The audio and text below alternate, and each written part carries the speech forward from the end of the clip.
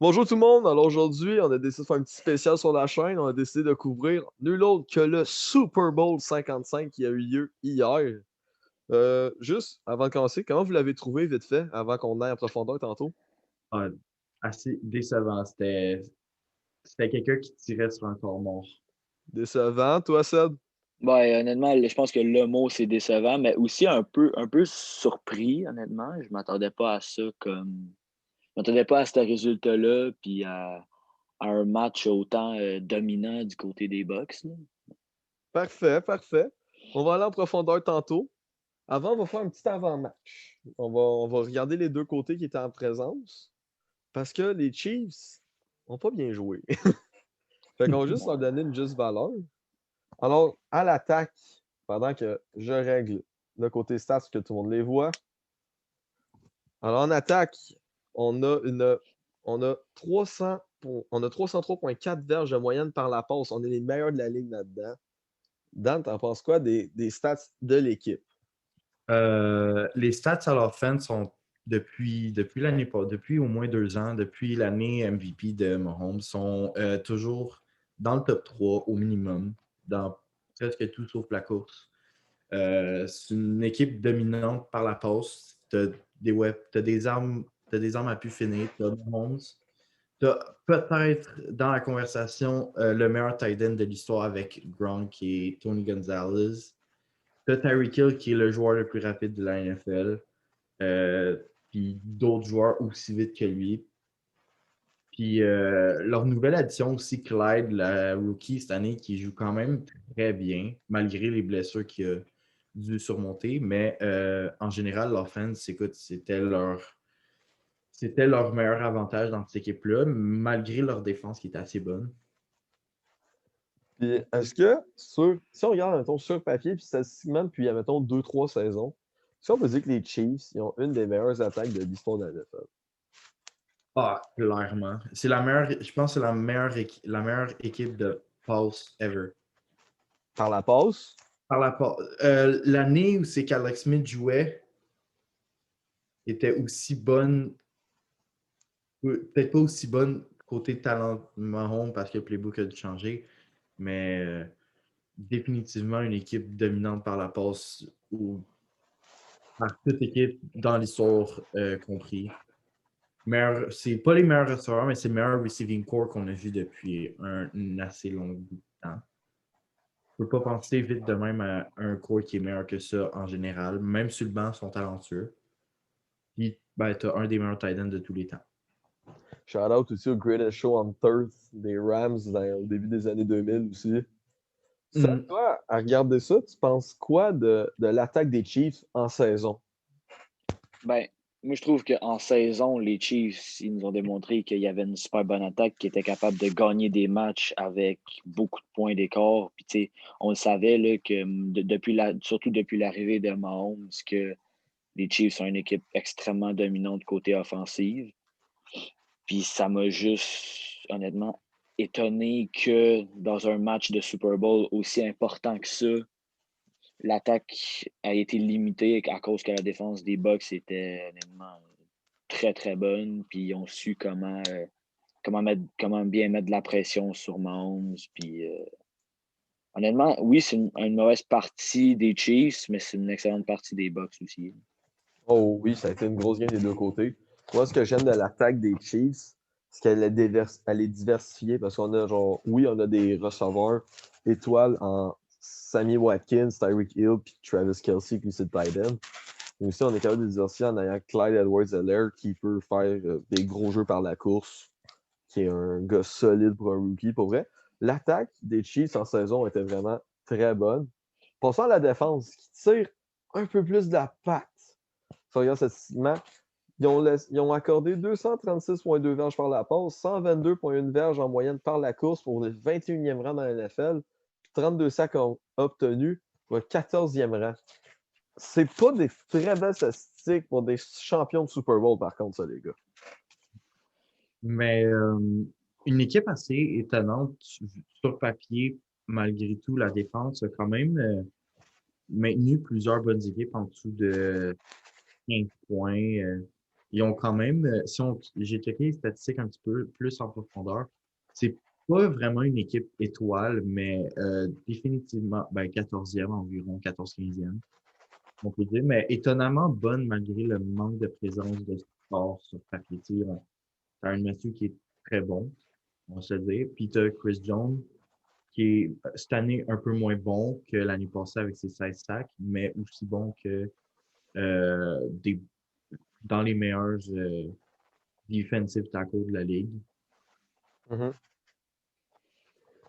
Puis toi, Seth, t'en as pensé quoi de la défense pendant le Super Bowl?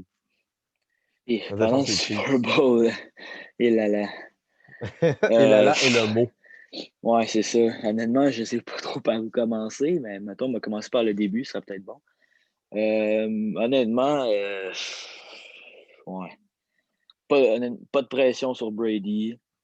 Honnêtement, là, il y avait l'air d'une gang de pee-wee, là, on se le cachera pas, là. Il n'y avait pas de l'air des joueurs de NFL, je trouve.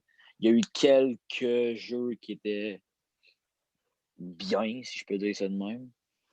La, Mais, pardon? la drive sur quand c'était 3-7 à la ligne de 1 était une de leurs bonnes drives, je trouve. Ouais, quand ils ont bloqué Ouais, le ça, touchdown oui. à la ligne d'or. Pour vrai, j'aurais cru que à partir de ce moment-là, les Chiefs se seraient réveillés, mais non.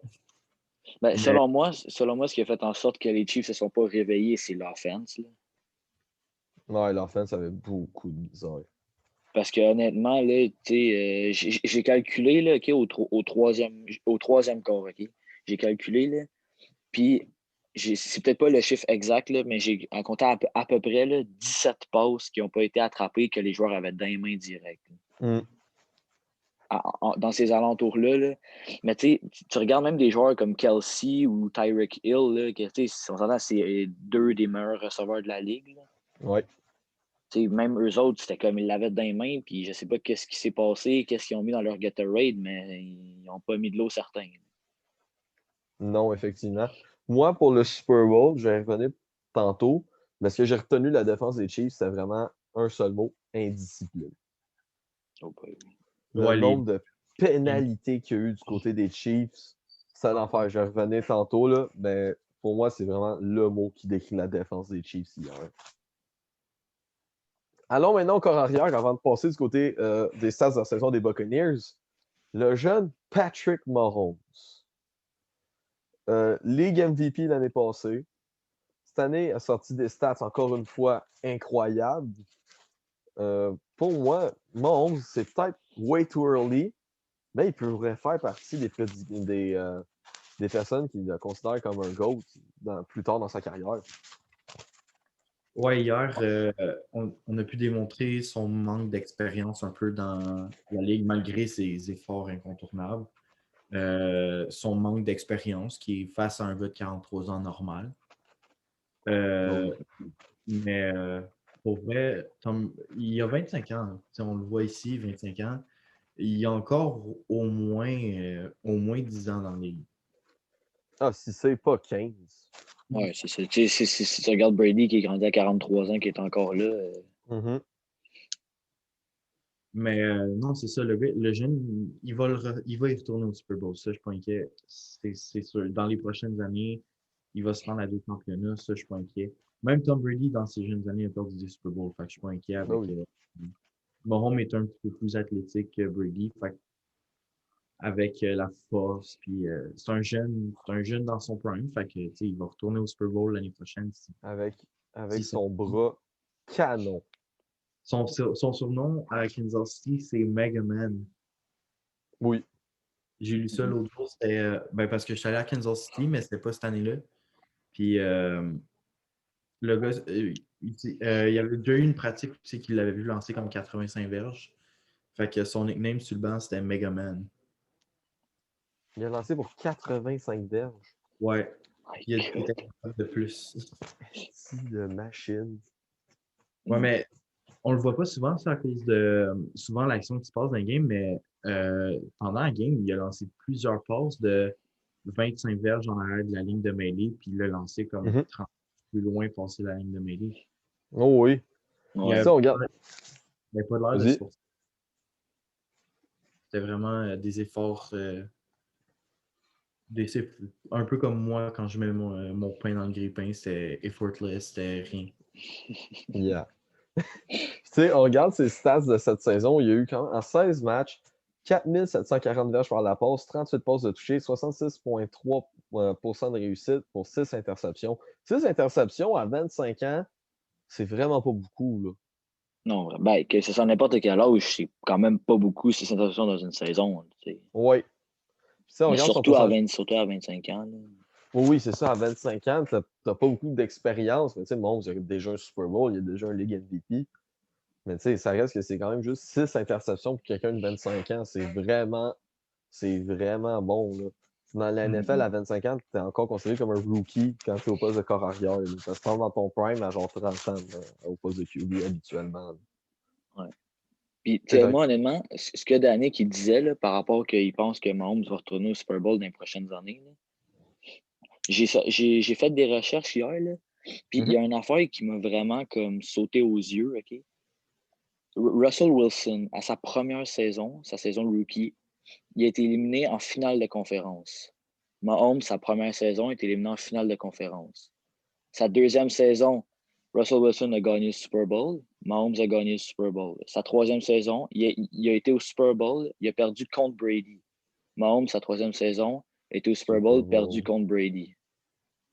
Fait que Ouais. moi, honnêtement, je me dis, est-ce que Patrick Mahomes vit une bad, je sais pas, mais une bad luck, entre guillemets. T'sais, est-ce que la saga Patrick Mahomes et les Chiefs est finie? Ah, définitivement. C'est- L'équipe mais est, c'est- l'équipe est jeune. Elle est Oui, super jeune. ça, oui, je te l'accorde. Mais les Chiefs sont 18 millions en haut du plafond salarial. Ouais, il y a ça. Ouais. Leurs prochaines années vont être plus tough sur avoir de nouveaux joueurs. Fait qu'il va falloir qu'ils draftent vraiment bien. Mais je suis pas très inquiet pour les Chiefs pour l'instant. Tyreek Hill, Kelsey. Je pense que le prochain à partir, ça risque d'être Sammy Watkins. Ouais. Sammy Watkins qui n'est pas capable de rester en santé. Moi, c'est cette année qui est en free agency. Je pense que oui, mais je suis pas sûr. Parce que sinon, moi, j'irais essayer de l'échanger. Il a manqué à moitié de la saison, puis ça serait pas. C'est pas le pas fun, là. ça, t'as toujours un gars qui est blessé, puis c'est plus ou moins un de tes meilleurs receveurs. Moi, j'irais l'échanger pour un receveur un petit peu plus cheap comme Allen Robinson des Bears. Ouais. C'est un gars Ouais. qui est quand même facile à aller chercher, pas trop cher, puis qui est quand même solide. Ça serait un bon remplacement. Puis avant de parler des Bucks, on peut parler du pourcentage d'efficacité par la pause de Mahomes que j'ai mis plus bas. On voit, tu sais, 66,7%, 66-67. Il est pas mal vraiment constant peu importe la distance qu'il va lancer. Il va tenir pas mal les mains statistiques. Puis c'est ça qui est super beau avec Patrick Mahomes. Mais hier au Super Bowl, ça n'a pas marché pour 2 scènes. Parce que ses receveurs avaient beaucoup de misère. Patrick Mahomes, c'est le seul, d'après moi, qui a fait des efforts hier. Puis on l'a vu, quand il a passé proche de se faire tackle, en même temps de tomber, il lance la passe dans les mains du joueur. Puis le joueur, ben, malheureusement, il ne l'attrape pas, il drop la passe. Ah, ça Pour arrivait vrai, plus. ça, c'était moi l'exemple que Mahomes, c'était le seul joueur présent. Là. Mhm. Ouais, Aussi, vraiment. il a couru un équivalent de 500 verges ses côtés en sortant de la pochette durant le game. 500 C'est verges. fou, là, c'est 5 terrains de football. Là. Ouais. Puis je pense qu'il y a eu comme 40 verges de compter de progression pendant le game. Il a couru 40 verges, tu sais, il n'est pas beaucoup, mais écoute, c'était les seuls efforts, on dirait, qui étaient sur le terrain ce soir-là. C'était sûrement la game la plus difficile de Mahomes sans que ça soit de sa faute, je dirais. Ouais.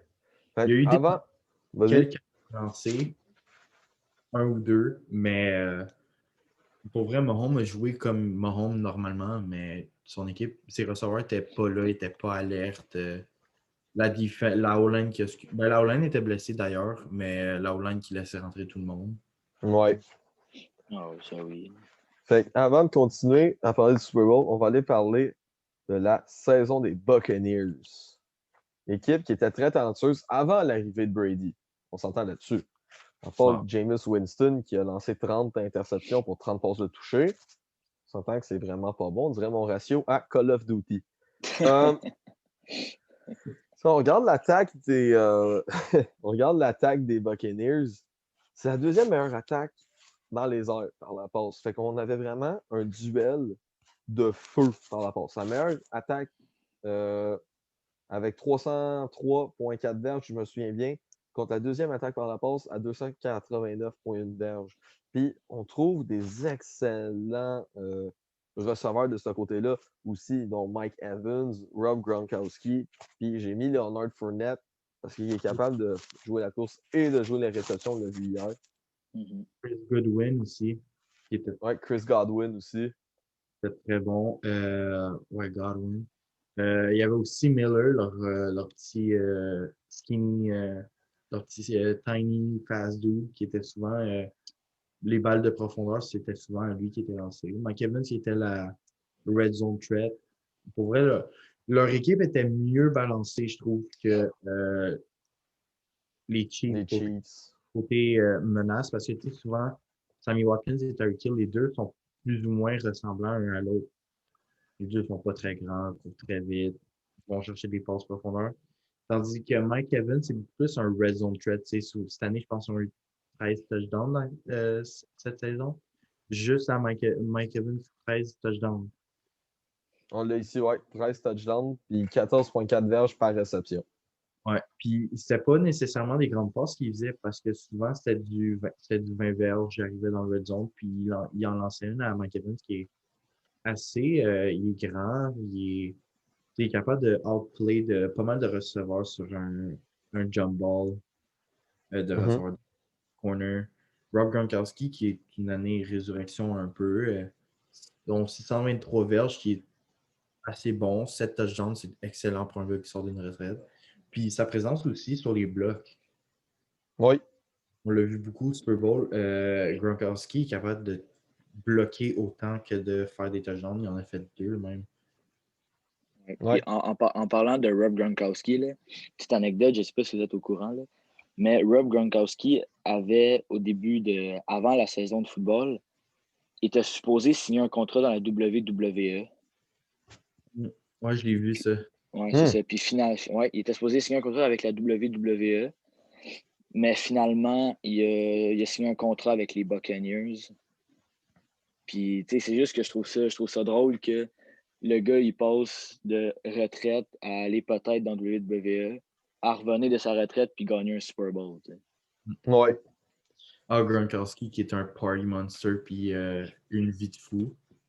Oui. Je pense qu'il n'aurait dire. pas refusé de jouer une dernière fois. Je pense que c'est sa retraite là, officielle. Il s'en va pour de bon. S'il ne reste pas une dernière saison.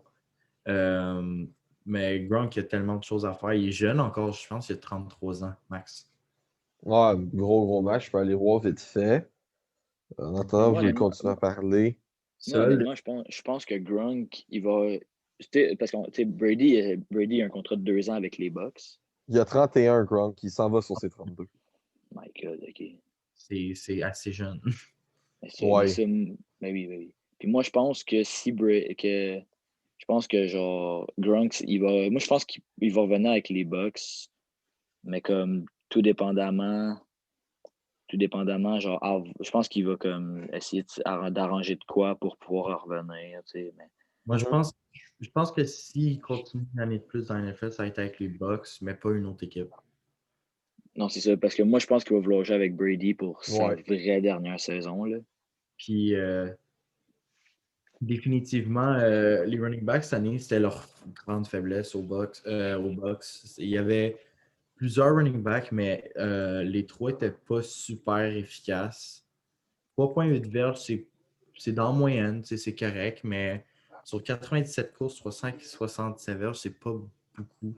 Tu sais, on regarde aussi le 94,9 verges, leur moyenne de course, leur moyenne de gain de course, c'est la 29e dans la NFL. C'est la pire. Même les Chiefs, qui sont clairement pas renommés pour avoir un talent pour la course, sont meilleurs que ça. Ils sont dans la moyenne même. Mais les Bucks définitivement au bas de la liste avec des running backs décevants, même si Fournette a eu une belle game au Super Bowl relativement quand même. Ouais, il a joué un très beau match, le nom de Fournette. Mais c'était une nouvelle parce que les Jaguars avaient enlevé de l'équipe justement pour ça, parce qu'ils choquaient en playoff. Oui, Fait que c'est je quand pense que même. c'était au milieu de la saison en plus.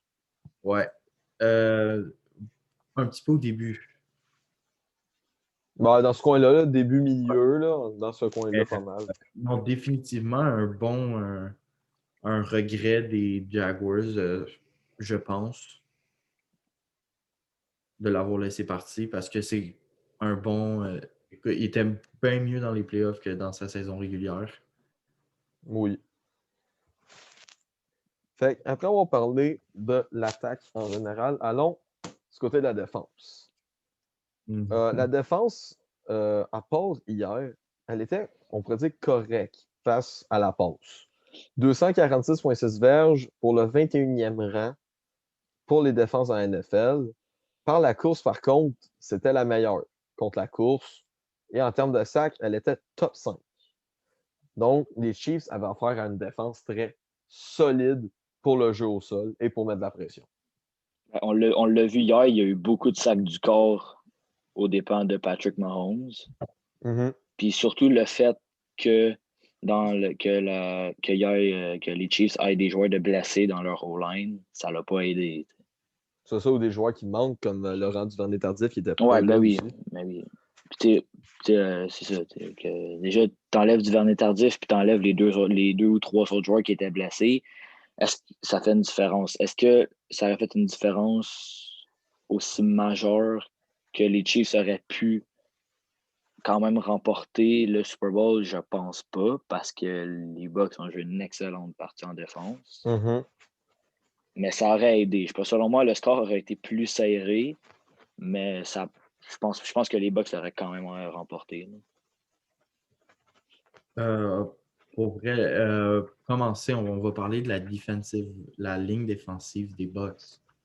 48 sacs. Les deux plus gros joueurs de la NFL comme defensive tackle, qui étant Ndamukong Suh et Vita Vea, qui sont les deux des plus forts et plus gros joueurs possibles à cette position-là. Tu as aussi Shaquille Barrett qui est excellent pour Oui. hier qui a joué une excellente game. Shaquille Barrett, oui. Beaucoup de pression, déranger Mahomes toute la game du premier quart au quatrième quart. Cette équipe-là était vraiment bonne pour rentrer des blitz exotiques, surtout hier. Oui. J'ai remarqué plusieurs fois un corner ou un halfback qui rentre dans le backfield, un linebacker sort de nulle part, puis les O-line sont juste pas capables de le voir parce que le gars, il sort de nulle part. Ça a été leur spécialité toute la saison. J'en ai entendu parler plusieurs fois.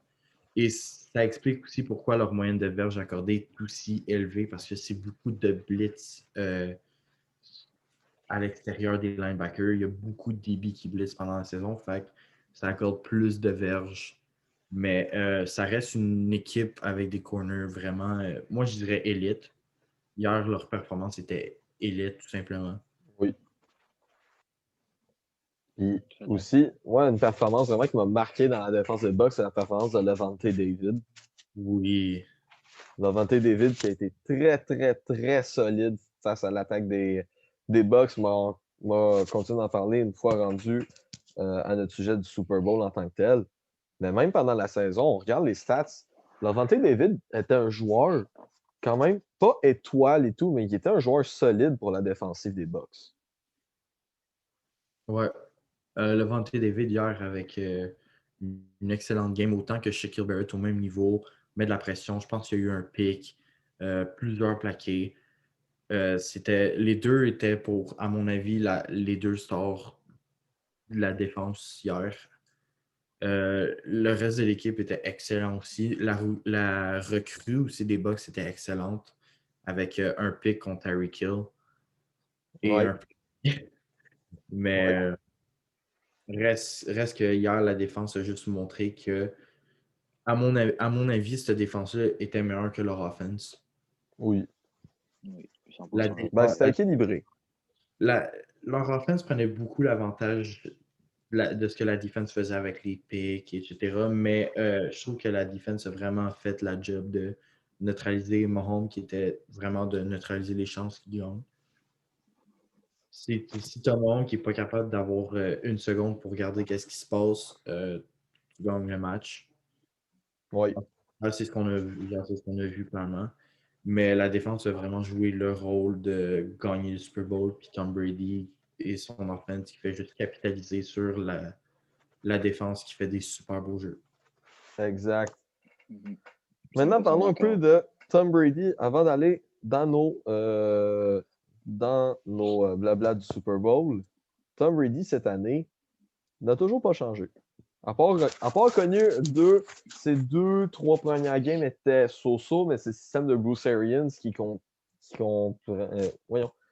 contient beaucoup, beaucoup, beaucoup de jeux. C'est la première fois que c'est pas Brady qui faisait ses jeux. Donc, on lui laissait du temps de s'adapter, c'est sûr. Mais on regarde ses statistiques. C'est du Brady. Là. On n'est pas surpris. Ah, c'est du prime totalement. 40 passes de toucher à un gars de 43 ans, c'est énorme. C'est énorme, vraiment. 65% de passes de complétées, c'est énorme. Mais ça, c'est beaucoup lié au système un peu, au fonctionnement de Brady, qui est vraiment basé sur la courte passe beaucoup plus que la longue. Mais il n'a pas hésité cette saison à prendre l'opportunité sur la longue avec Mike Evans, Chris Godwin. Miller, Gronk, il a vraiment pas hésité à lancer le ballon beaucoup cette saison. 12 interceptions, c'est pas beaucoup pour un gars qui a lancé autant le ballon cette saison. Avec un ratio, je pense, exact à lui de Mahomes aussi. Mahomes, son ratio était de 108 points quelques, par contre. Mahomes, il avait un plus haut ratio. Ouais, ok. Mais non, c'est ça, les deux ont un ratio de QB élite, de quarterback vraiment bon. Son pourcentage, on le voit, est encore meilleur sur les passes profondes. C'est 72,7% de ses passes complétées là, dans les zones profondes. C'est pas beaucoup de passes. En même temps, je me dis, il ne faut pas être nécessairement. C'est des excellentes statistiques, mais honnêtement, je suis zéro surpris de la saison qu'a eu Tom Brady. Là. Il nous a habitués à ça tout au long de sa carrière, et puis c'est pas pour rien qu'on le surnomme de GOAT. Oui. Je pense que vraiment, Tom Brady, il nous a habitués à des statistiques comme ça, à des matchs comme ça. Puis, juste pour revenir vite à la game du Super Bowl de hier, là, Tom Brady n'a pas été exceptionnel. Là. Il a joué une game à la Tom Brady, là. Une game bien normale que. Il n'a pas fait des jeux miraculeux. Là. Il a juste fait ce que Tom Brady fait le mieux. T'sais. Jouer une game bien normale avec des jeux de base. C'est juste les Chiefs qui n'ont pas réussi à capitaliser quand ils ont eu leur jeu. Exactement. Alors, nous arrivons. Ah, pardon. Est-ce que tu penses que l'équipe que Tom Brady avait cette année était meilleure que celle de sa saison presque parfaite avec Randy Moss sur papier? Tu parles de celle-là que les Giants les ont battus au Super Bowl? Ouais. Oh, je connais pas assez le football de répondre à ça, mais faudrait que je travaille pour répondre à cette question-là.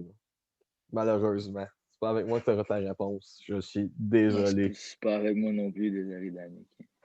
Mais c'est le premier Super Bowl que j'ai écouté de ma vie, c'était celle-là. Ouais, même chose pour moi, c'est la même affaire, le premier que j'ai écouté. Les Giants contre les Pats, et je prenais pour les Giants.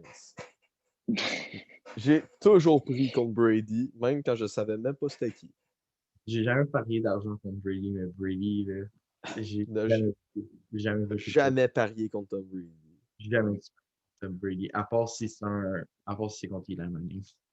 On salue les fans des Falcons qui connaissent ça très bien, un petit 28-3 en remontée. Oups. Oh non, alors, parlons enfin du Super Bowl. On va parler des statistiques tout de suite avant d'aller dans nos impressions. Alors, victoire de 31-9 de Tom Brady. J'aime vraiment pas la photo d'ailleurs. Excellente. Je cracherais dessus. Ouais. Excellente performance des Buccaneers. Des jeux, 69 Kansas City, 63 Tampa Bay. C'est quand même très serré. Les verges au total, Kansas City qui en a plus que Tampa Bay. Pourtant, j'ai zéro eu l'impression que c'était ça. Mais Il y avait- ils ont parti de loin sur toute leur drive, les Chiefs. Ouais. Ils ont parti d'une drive, ils étaient sur la ligne de 1. Ils ont botté un ballon sur la ligne de 1 aussi. Fait que les Bucks n'ont pas pu faire autant de verges juste parce qu'ils étaient tout le temps proches plus ou moins du end zone. Ouais. On regarde les verges par jeu. 5,4 verges côté Tampa Bay, 5,1 verges de côté Kansas City. Encore là, c'est similaire, même si Kansas City me donnait l'impression qu'il avançait fuck all. Puis, les verges par la passe, Tom Brady, on l'avait dit tantôt, 289,4 verges pour la deuxième meilleure jeu de passe. Tampa Bay qui déçoit en faisant 195 verges. Mais comme Dan a dit, c'est vraiment à cause de leur placement sur le terrain. Puis Kansas City a 303 verges de moyenne par match qui font 243, mais ça, c'est la défensive des Buccaneers qui les a complètement retenus. Alors maintenant, enfin, nos impressions sur le match. Qui veut commencer? On peut commencer par parler des flags. Ah! Malheureusement, il faut en parler de ça. Première demi, 95 verges de pénalité pour Kansas City. En première demi seulement. Oui, c'est affreux. J'ai pas vu le la game en entier, mais j'ai 11 pénalités pour les Chiefs dans la game pour 4 pénalités des Tampa Bay. Puis les Chiefs sont renommés pour avoir une défense assez disciplinée habituellement avec 1 ou 2, 3 pénalités par match de ce côté-là. Mais Tom Brady qui a vraiment capitalisé sur ça d'une façon mystérieuse parce que plusieurs joueurs de la NFL ont commenté sur les flags sur Twitter. Puis ces flags-là n'étaient pas faites durant les playoffs et durant la saison régulière. C'était vraiment quelque chose qui s'est passé au Super Bowl. Ils ont serré à vis. Mais comparé à l'année passée, c'est que l'année passée, ils laissaient les joueurs jouer. Puis c'était vraiment plus. Il n'y avait pas beaucoup de pénalités parce que les deux équipes étaient bonnes. Là, on donnait plusieurs pénalités douteuses et même plusieurs pénalités qu'ils auraient dû pas donner. Honnêtement, je me demande si ça n'a pas joué contre les Chiefs. Ah, ça a joué contre les Chiefs. C'est ça, si je me dis en même temps, tu donnes des flags qui sont pas nécessairement là dans un match aussi important que ça. Au moins donne-le des deux bords. Oui, les Bucks ont été quand même disciplinés. Mais non, honnêtement, ce qui a tué les Chiefs, c'est vraiment les punitions. Moi, la pénalité que je retiens le plus, c'est la pénalité sur Tyrann Mathieu pour comportement antisportif. Quand pourtant, c'est Tom Brady qui est allé lui parler, qui a tout commencé. Pour moi, ça, c'est la preuve que dans la NFL, il y a des traitements de vedettes et ça, j'aime pas ça. Déjà là, que j'aime pas Tom Brady. Fait que ça m'aide pas dans ce que je dis. Mais ce qui est plate, c'est que dans cette situation-là, où est-ce que ces deux joueurs-là se parlaient, comme on dit dans NBA, ça talk trash, on s'entend que ça s'insultait, le vocabulaire ne devait pas être magnifique non plus. Mais comme le fait que ce soit Tom Brady qui est allé comme niaiser Tyrann Mathieu qui fait juste lui parler comme oui, il est un peu en crise. Mais tu sais, il va pas le voir après, il fait juste vraiment lui parler, mais c'est lui qui se mange la pénalité quand c'est Tom Brady qui a fait le premier move. D'après moi, ça, c'est la pénalité qui devait aller à Brady, mais bon, chacun a son opinion là-dessus. Mais c'est vraiment l'indiscipline qui a tué les Chiefs. Là. On a vu aussi la pénalité sur encore Tyrann Mathieu contre Mike Evans, pass interference. Mais le ballon a touché le mur reliant le terrain aux estrades. Comment tu veux que Mike Evans aille attraper ça? C'est ça. Le ballon touche au mur littéralement. La balle n'était pas attrapable, mais tu donnes une pénalité aussi ridicule que ça. C'est des flags qui n'auraient pas dû être donnés. Puis une fois que ça arrive du côté des Chiefs, proche de l'end zone, la pénalité n'est pas appelée. C'est des affaires comme OK, tu le calls pour eux, mais pas pour eux. C'est ça. C'est ça que je trouvais un petit peu ridicule avec la game. Définitivement, la game est finie. Fait que ça donne rien de vraiment s'acharner dessus. Mais écoute, je pense que les refs ont besoin d'être changés pour le prochain Super Bowl. Définitivement. Oui, définitivement. En parlant des arbitres, juste vite fait, avant de vous laisser encore la parole, shout-out à la première femme arbitre dans l'histoire du Super Bowl qui était là. Il y en a eu 2? Ouais. Ah, ben, shout-out à eux. C'était une première dans l'histoire. Il en faut plus des femmes arbitres dans la NFL ou peu importe le poste, il en faut plus. Ouais. Fait que Ben, juste un petit peu importe shout-out le avant de sport vous redonner la aussi. parole. Ouais. Ben, Danick, tu voulais-tu continuer ce que tu avais à dire? Ouais, mais pour vrai, moi, personnellement, le Super Bowl 54, les arbitres étaient excellents. Ils en faisaient juste assez, ils callaient ce qui était évident, mais pas ce qui était comme vraiment nuancé. C'était mieux de même. Mais vraiment revenir au Super Bowl 54 dans les futures années, laisser les joueurs jouer et pas accorder 11 punitions à la même équipe pour plusieurs calls douteux. Tu sais, si on aurait eu un, peut-être que ça serait mieux passé, mais là, c'est parce qu'il y en a au moins 2, 3 qui sont douteux. C'est ça qui est bizarre. Ben, même si c'est pas 3-4, là, honnêtement. Là. Il y a quand même eu des punitions qui auraient dû, selon moi, ne pas avoir lieu. Là. Mais selon moi et pas mal beaucoup de gens. Là. Mais c'est sûr que le Super Bowl, il n'est pas juste fait de pénalités. En Non, première demi, si on regarde juste l'attaque des Chiefs, oui, la défense des Bucks était bonne, mais on s'entend que l'attaque des Chiefs n'avait aucune idée quoi faire, à part Patrick Mahomes qui a essayé de faire son mieux. Oui, le show de la mi-temps les a peut-être aidés un peu à reprendre leur esprit. The Weeknd qui a fait un show bon.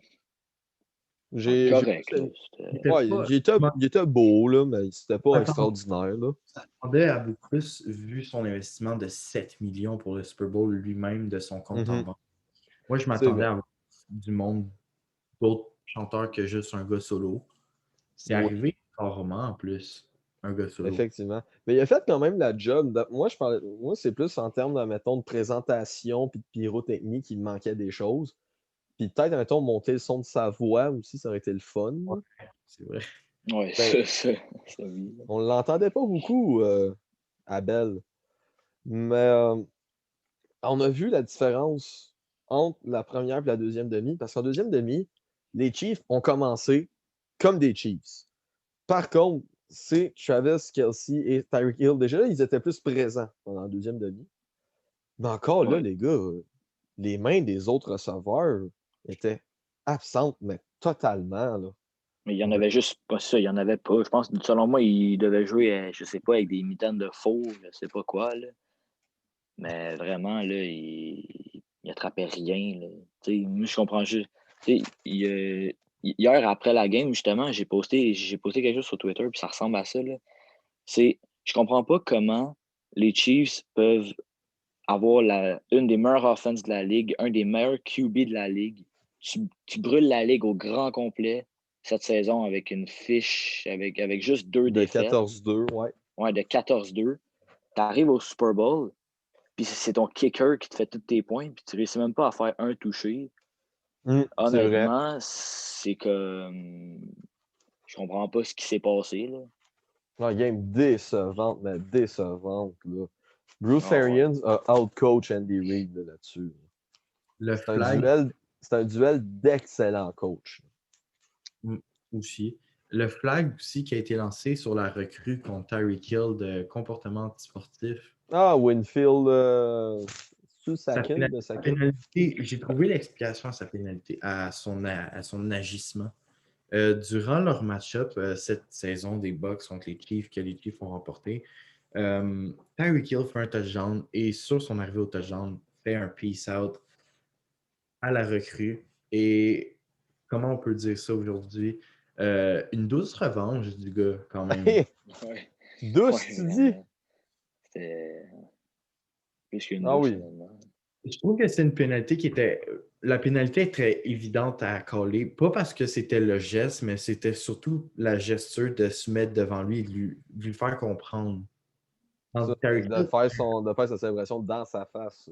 C'est ça, mais tu sais, juste le voir, disons, se relever et faire ça, tu sais, dans les airs, whatever, ça n'aurait pas été call. Je pense que c'est surtout la gesture qui a été vraiment visée vers le joueur qui a causé la punition. Mais on peut dire aussi que Je rentrais dans un call un peu bizarre, mais comprenable. Mais les autres calls, définitivement, étaient. Il y en avait beaucoup de douteux. Mahomes qui a joué du mieux qu'il pouvait. Mahomes a joué comme Mahomes, comme on le voit Ouais. maintenant. Mais avec des receveurs qui échappent autant de ballons, tu ne peux pas faire de toucher comme ça. Tu as Clyde qui revient d'une blessure, fait que tu ne veux pas non plus lui faire Ah, cours. Tu sais, Non, c'est ça. Non, c'est que tu veux pas trop le brûler. Là. tu ne veux pas le C'est brûler, ça. tu ne veux pas empirer sa blessure qui était aux jambes aussi. Fait que une autre Ben, moi, raison. moi, deux choses que je veux parler avant que moi, c'est pas mal les deux dernières choses que je veux parler. Je sais pas pour vous, si vous voulez en rajouter, allez-y. Moi, il me reste Mais, un an. quoi? J'ai dit, moi, je veux juste avoir une affaire à dire après toi, là, mais vas-y.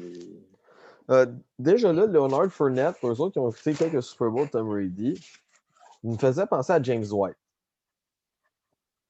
Un receveur qui est capable de bloquer, d'attraper le ballon. Un running back qui est capable de bloquer, d'attraper le ballon. Leonard Fournette me faisait vraiment penser à James White. Et aussi, oui, on critique l'attaque des Chiefs, mais la défense des Buccaneers était, comme on a dit plus tôt dans le podcast, elle était magnifique. Là. C'était des jeux. Moi, mes deux joueurs préférés qui étaient là-dedans, c'était Shaquille Barrett et Lavonte David dans le match d'hier. Ils ont joué des matchs de fou. Là. Ils bloquaient tout ce qui allait vers eux ou presque. Là. Mais waouh, ils ont joué vraiment ces deux joueurs-là ont vraiment joué un excellent match hier au moment qu'il fallait le plus. Oui, 100% d'accord avec toi.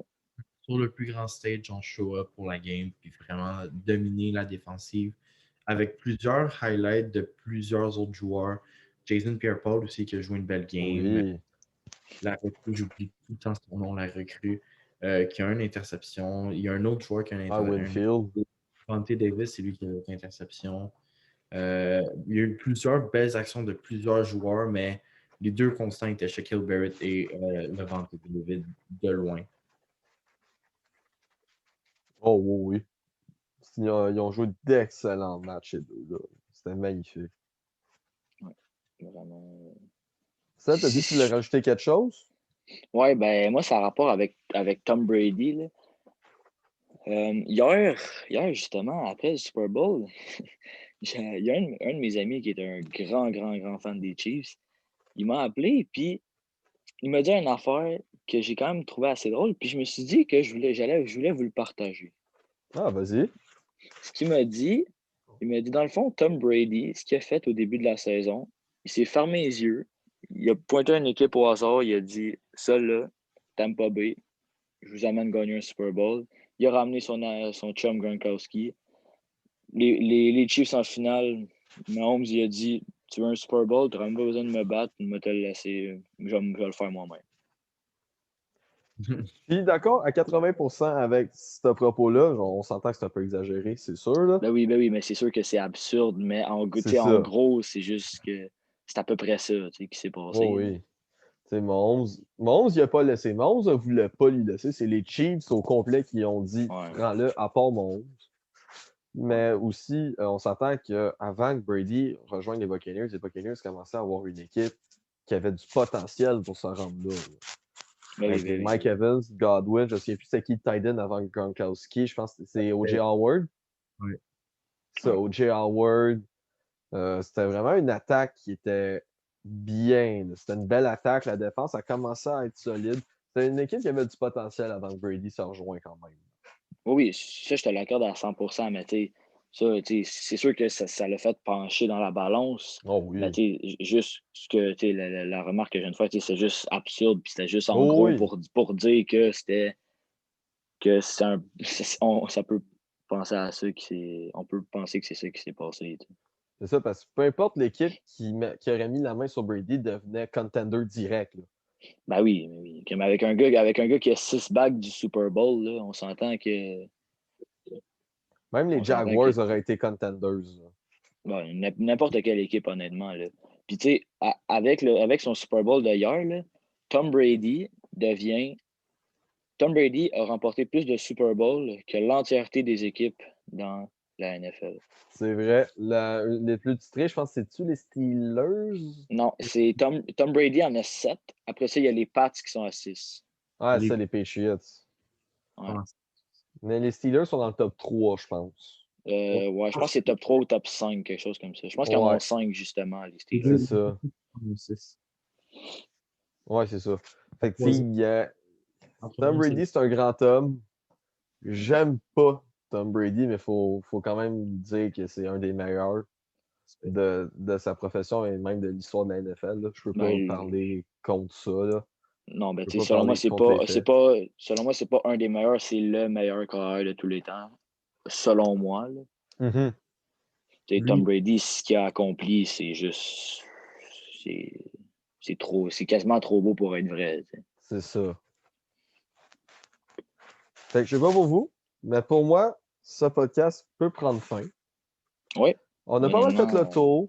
Dites-nous votre avis dans les commentaires. Vous avez aimé ça, un format, mettons, moins concis, un petit peu plus court, euh, juste un petit peu plus cosy. On va voir si vous avez aimé ça.